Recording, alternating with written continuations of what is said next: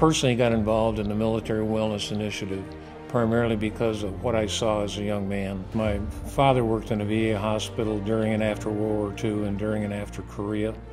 And I can remember stories as a young boy of the devastation and how it affected the veterans and how it affected their families.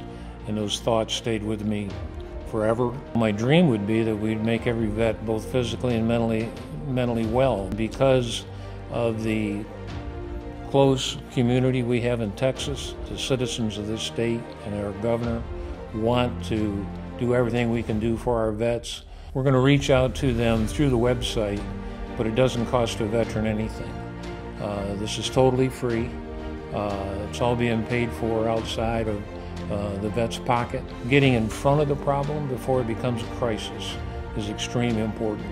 And staying healthy where a person can have a relationship with his family, where they get a good night's sleep, where they hopefully will learn what bad habits they have and change some of those bad habits and create good habits that will make them healthier, that will keep them out of the hospital and keep them out of the doctor's office.